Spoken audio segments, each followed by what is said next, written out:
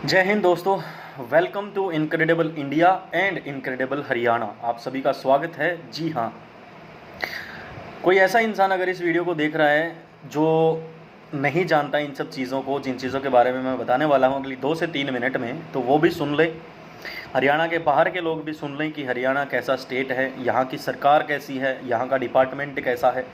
सरकारी नौकरी के नाम पर यहाँ पे फॉर्म्स निकाले जाते हैं, एप्लीकेशंस फिल करवाई जाती हैं, बच्चों से पैसे ले लिए जाते हैं फॉर्म फिल करने के लिए। उसके 2 साल तक कोई भी टेस्ट नहीं होता है, कोई भी नोटिफिकेशन नहीं आता है, किसी तरह की बच्चों को कोई जानकारी नहीं दी जाती है। एक मिडिल परिवार का बच्चा भी तैयारी करता है, गरीब परिवार का बच्चा भी तैयारी करता है। और ऐसा नहीं है कि पैसे वाले तैयारी नहीं करते, कुछ लोग होते हैं जिनके पास थोड़ा सा पैसा ज़्यादा होता है, लेकिन उनके बच्चे भी गवर्नमेंट जॉब की तैयारी करते हैं, ट्राई करते हैं।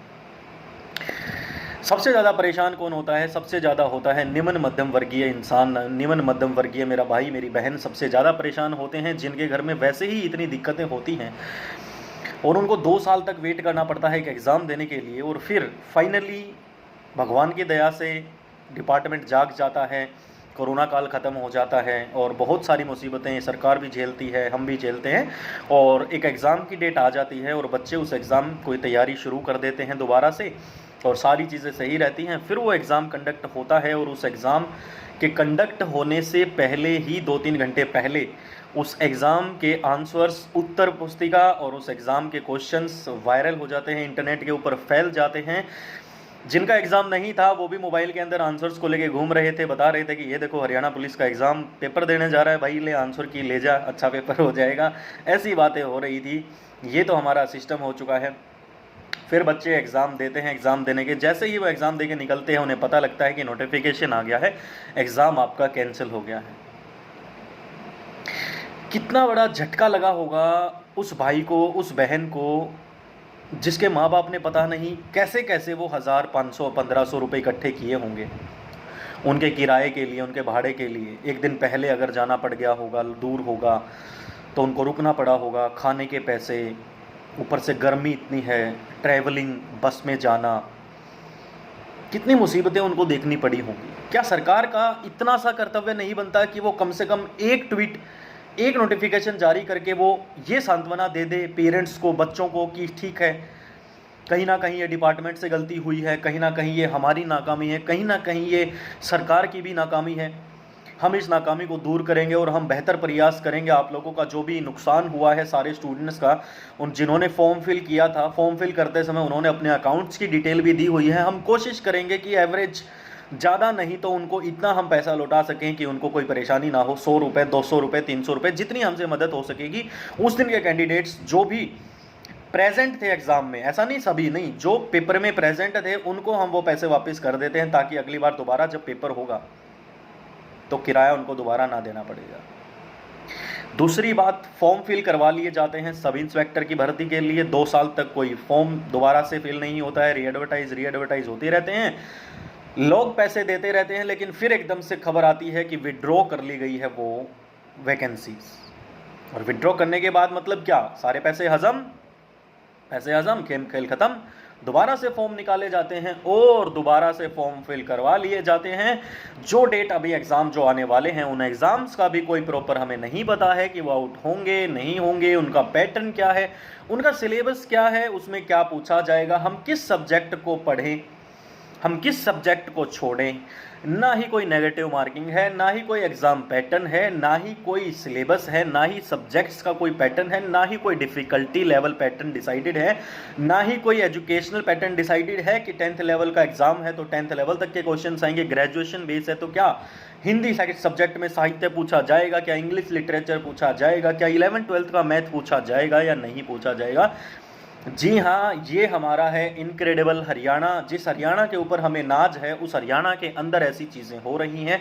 तो एक गवर्नमेंट, सरकारी नौकरी करना ज़रूरी नहीं होता कि जितने भी फॉर्म फिल किए जाते हैं उनका सपना होता है। चपड़ासी लगना किसी का सपना कैसे हो सकता है, एक माली लगना किसी का सपना कैसे हो सकता है। एमएससी पास, बीटेक पास, एमटेक पास इंजीनियर्स, मेडिकल साइड से अच्छी पढ़ाई करने वाले लोग चपड़ासी की, माली की, धोबी की, तेली की, इनकी नौकरियां कर रहे हैं। जो कर रही हैं उनसे जाके उनका दर्द पूछिए कि वो कैसे अपनी ज़िंदगी बिता रहे हैं। ये आलम हो गया है बेरोज़गारी का, और इस बेरोज़गारी के इस आलम में एक उम्मीद जगती है लोगों को, एक आशा दिखती है कि हाँ, अब की बार हम पुलिस विभाग में एक सिपाही के पद पर अपने स्टेट की सुरक्षा करेंगे, स्टेट के लोगों को हम एक सुरक्षा प्रदान करेंगे और हम जो है सर्विसेज देंगे, नेशन की तरफ कुछ अपना योगदान देंगे, काम करेंगे, नौकरी करेंगे, सरकारी नौकरी होगी, हमारी शादी होगी, हमारा घर परिवार सुख शांति से रहेगा और हमारा घर अच्छे से चलेगा। और फिर उन लोगों को पता लगता है कि जो पेपर है वो आउट है, पेपर है वो किसी की वजह से लीक हो गया है। लेकिन सरकार की कानों पे कोई जूं तक नहीं रेंगती है, ना ही एचएसएससी के चेयरमैन को किसी बात से कोई फर्क पड़ता है। 4-5 टटपुंजी ऐसे लोगों को पकड़ लिया जाता है, बच्चों को पकड़ लिया जाता है और उनके ऊपर कार्रवाई चलेगी 5 दिन, 10 दिन, 15 दिन, 20 दिन।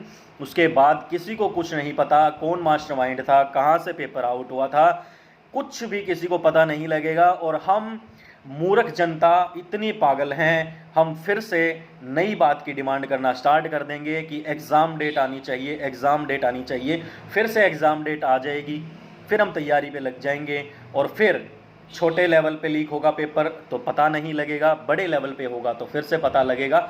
जैसे जनवरी 2021 में 9 और 10 तारीख को जो ग्राम सचिव का एग्ज़ाम हुआ था उसका भी लोगों को पता लग गया तो वो कैंसिल हो गया।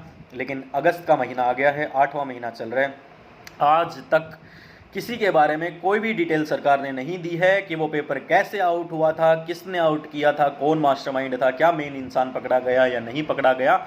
लेकिन हम भेड़ चाल में हैं, हम हमेशा उसी रास्ते पे चलेंगे जिस पे दुनिया चलती रहती है, हमें कोई फ़र्क नहीं पड़ता, हमें कोई मतलब नहीं है। कल भी एक वीडियो के ऊपर एक दोस्त का कमेंट आया हुआ था कि मैं ट्वीट नहीं करूँगा। भाई तू क्यों ट्वीट करेगा? हो सकता है तेरा घर परिवार इतना अच्छा होगा, तेरे पास पैसे होंगे, तेरे माँ बाप के पास इतने पैसे होंगे कि तुझे सारी ज़िंदगी वो बिठा के खिला सकेंगे। पर याद रखना, सारी ज़िंदगी बैठ के खाने वाले को क्या कहा जाता है उसको आप इंटरनेट पर सर्च कर लेना। जो मेहनत करके नहीं खाना जानता वो इंसान नहीं होता, और जो मेहनत करके खाना जानते हैं वो लोग तैयारी करते हैं, लाइब्रेरीज़ में दिन रात एक करते हैं अपने सपने पूरे करने के लिए, अपनी लाइफ में एक ऐसी स्टेज लेके आने के लिए, फाइनेंशियल स्टेबिलिटी लेके आने के लिए सरकारी नौकरी की तैयारी की जाती है। क्योंकि वो स्टेबिलिटी और वो सिक्योरिटी कहीं ना कहीं हमारे इंडिया में प्राइवेट जॉब्स में हमें नहीं मिलती है, इसलिए हम सरकारी नौकरी लेना पसंद करते हैं। एंड 99.99% लड़कों का सरकारी नौकरी करने का सिंपल सा फंडा होता है, उनके दिमाग में और सोसाइटी में ऐसा हो चुका है कि जिसकी जो शादी करना चाहता है पहले उसको सरकारी नौकरी हासिल करनी पड़ेगी, भले ही चाहे वो किसी के बर्तन उठाता हो, भले ही चाहे वो किसी के कपड़े साफ करता हो, इससे कोई फ़र्क नहीं पड़ता, बस सरकारी नौकरी होनी चाहिए। नौकरियां हैं इतनी सी, लोग हैं इतने से, मिलती है 1-2% लोगों को सरकारी नौकरियां, बाकी ऐसे ही लोग रह जाते हैं, ना उनकी शादियां होती हैं और ना उनका कुछ होता है। ये सिस्टम बन चुका है दोस्तों। तो आप लोगों को जागना पड़ेगा, अपने हक के लिए आप लोगों को लड़ना पड़ेगा, अपनी आवाज़ आप लोगों को उठानी पड़ेगी। ट्वीट कीजिए, आप मेल कीजिए, मैसेज कीजिए, धरना दीजिए, आप अपनी आवाज़ सोशल मीडिया के माध्यम से उठाइए, चाहे कुछ कीजिए। लेकिन अगर अब की बार भी अगर आप ऐसे ही बैठ गए तो आपको दोबारा ये मौका नहीं मिलेगा। इसलिए अभी समय है, अभी यही देखना है, इस बार भी हमें यही देखना है कि जैसे जनवरी से अगस्त आ गया, ग्राम सचिव का कैंसल, कोई चक्कर नहीं है अब उसके बारे में कोई पूछने वाला नहीं है, कोई जानकारी नहीं है। ऐसे ही हरियाणा पुलिस के इस एग्ज़ाम का भी हो जाएगा, कोई इसकी जानकारी नहीं आएगी, कौन पकड़ा गया कौन नहीं पकड़ा गया। 2-4 मध्यम वर्गीय लोगों को पकड़ लिया है, बच्चों को पकड़ लिया है। उन बच्चों की क्या गलती है भाई? गलती उनकी इतनी है कि वो करप्शन कर रहे हैं, लेकिन उसको करप्शन करने पे मजबूर किसने किया? सोशियो इकोनॉमिक क्राइटेरिया ने उनको मजबूर किया है। कोई पैटर्न डिसाइडेड नहीं है, इसने उनको मजबूर किया है। कोई सिलेबस निर्धारित नहीं है, इसने उनको मजबूर किया है। बिना सरकारी नौकरी के शादी नहीं होगी, इसने उनको मजबूर किया है। घर की स्थिति देखते हुए उनको मजबूर किया गया है, सोसाइटी के दबाव में उनको मजबूर किया गया है। तब जाके वो करप्शन करने को तैयार हुए हैं कि ठीक है हमें नौकरी मिल जाएगी, हम करप्शन कर लेते हैं, पैसे दे के हम एक वेल सेटल्ड जॉब ले लेते हैं। कोई शाही नौकरी नहीं है सिपाही की, कोई एसी में बैठ के उसको ज़िंदगी स्पेंड नहीं करनी है। 24 घंटे की ड्यूटी होती है पुलिस वालों की, और सिपाही रोड पे खड़े होकर सिर्फ चालान काटते रह जाते हैं। इस नौकरी के लिए भी इंसान करप्शन करने को तैयार हुआ है, तो कहीं ना कहीं तो कोई तो लूप होल है ना तो सिस्टम के अंदर। तो अगर इस सिस्टम को कोई चेंज कर सकता है ना दोस्तों, वो आप ही चेंज कर सकते हो। कोई आपके लिए ऊपर से उतर के नहीं आएगा और कोई आप लोगों को टाइम नहीं देगा। ना ही कोई आपके लिए हक की आवाज़ उठाएगा, क्योंकि सबके पास, किसी के पास इतना समय नहीं है, सबको अपना घर संभालना होता है। इसलिए जो यूथ है, यूथ को ही आवाज़ उठानी पड़ेगी और किसी तरीके से अपनी आवाज़ को उठाइए, सोशल मीडिया की हेल्प लीजिए या कैसे भी करके अपनी आवाज़ वहाँ तक पहुँचाइए। और उनको इस बात का भय होना चाहिए कि अगर अब की बार हमारी नहीं सुनी गई तो फिर अगली बार आप लोग हमारे दरवाजे पे हमारे पैर मत पकड़ने आना वोट के लिए। क्योंकि जिस समय आप वोट मांगने आते हैं, जो आपका रवैया रहता है, वो रवैया आपका बहुत ही चेंज हो जाता है। जब आप सत्ता में आ जाते हैं, आपके हाथ में सत्ता आ जाती है, पावर आ जाती है, वो पावर हमने दी है। इसलिए बोला जाता है to the people, for the people, by the people. जो है वो इंडिया के लोगों की वजह से है। इंडिया के लोग वोट डालते हैं, तब आप उन कुर्सियों के ऊपर जाके बैठते हो। अगर हम वोट डालना छोड़ देंगे तो फिर आपको कोई पूछने वाला नहीं। सीबीआई की इंक्वायरी की मांग कीजिए दोस्तों, ट्वीट कीजिए वी वांट सीबीआई इंक्वायरी। जब तक सीबीआई इंक्वायरी नहीं होगी तब तक कोई फ़ायदा नहीं है। ये ऐसे ही कोर्ट में केसेस चलते रहेंगे। सत्ता से कैसे जीत जाओगे मेरे भाइयों? केस कर लो। हाई कोर्ट में किसका बंदा होगा?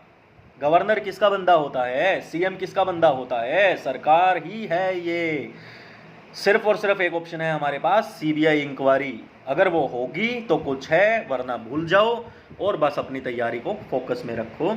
इस वीडियो के माध्यम से मैं सिर्फ आपको ये बोलना चाहता था, या तो लड़ लो या फिर पढ़ लो। लड़ोगे तो फिर पढ़ नहीं पाओगे, फिर अपनी लड़ाई को जारी रखो। और अगर पढ़ना है तो सिर्फ और सिर्फ पढ़ने पे फोकस रखो।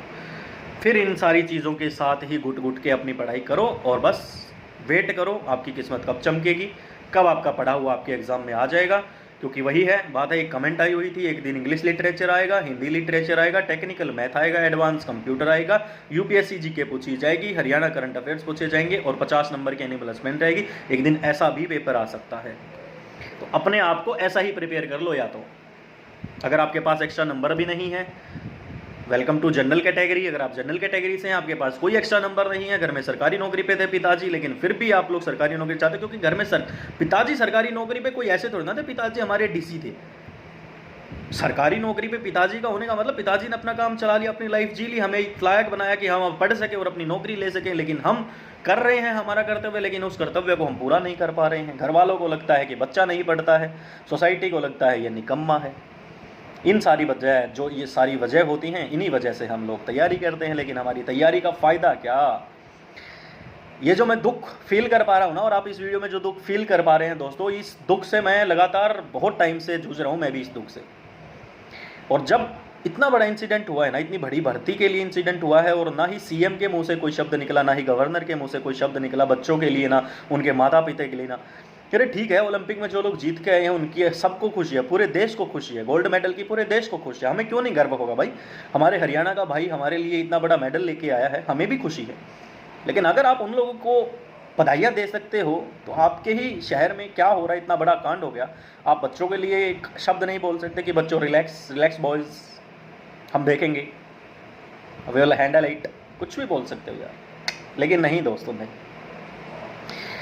बहुत बुरा हाल है दोस्तों, बहुत बुरा हाल है। बस अपने पॉजिटिव माइंड सेट के साथ और इन्हीं चीज़ों के साथ अपनी तैयारी को जारी रखिए, अपनी तैयारी में कसर मत छोड़िएगा, और अपने पेरेंट्स की तरफ देखते हुए कोई भी नेगेटिव कदम उठाने की मत सोचिएगा।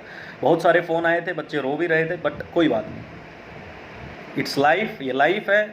और लाइफ में चैलेंजेस अगर नहीं होंगे तो फिर लाइफ जीने का मज़ा भी नहीं होगा। इन चैलेंजेस को फेस करेंगे और फिर उठेंगे एक बार फिर से और दोबारा पढ़ाई करेंगे उसी जोश के साथ, उसी होश के साथ। धन्यवाद दोस्तों, जय हिंद, जय भारत।